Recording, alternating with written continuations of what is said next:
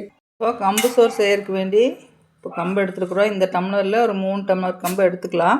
ஒரு mixie jar வச்சு 1 tumbler தண்ணி சேர்த்தி மிக்ஸியை நிறுத்தி அடிச்சுக்கலாம். நிறுத்தி ஒரு நிமிஷம் 2 நிமிஷம் இது மாதிரி அடிச்சிங்கன்னா இது மாதிரி தவிடெல்லாம் வந்துடும். இதையும் நல்லா தண்ணி ஊற்றி கழிஞ்சு எடுத்துக்கலாம். சுத்தமாக கழுவி எடுத்து வந்துட்டோம்.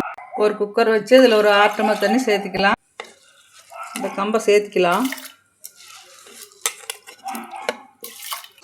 கொதி வந்த கடைசியில் மூடி விசில் போட்டுக்கலாம்.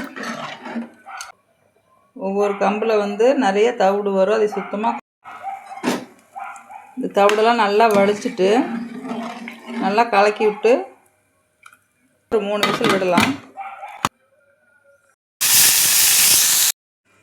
ஒரு 3 விசில் நிறுத்திட்டோம்.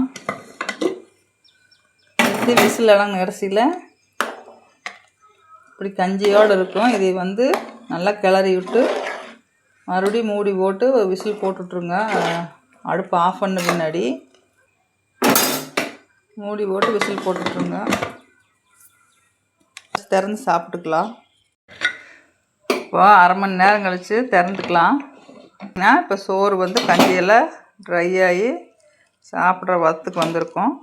நல்லா கிளறி விட்டு நீ சாப்பிட்டுக்கலாம். இது நைட்டே செஞ்சு தண்ணி ஊற்றி வச்சுருந்திங்கன்னா காலையில் இந்த வெயில் காலத்துக்கு நல்லா குளுமையான சாப்பாடாக இருக்கும். நல்லா குளுமையாகவும் இருக்கும். அது மாதிரி செஞ்சு பாருங்க. இது நல்லா கிளறி விட்டு மூடி வச்சு நல்லா ஆறுன முன்னாடி தண்ணி ஊற்றி வச்சுருங்க. வெயில் காலத்துக்கு காலையில் நேரம் இதே குடிச்சிக்கலாம். நல்லா குளுமையானது. செஞ்சு பாருங்கள்.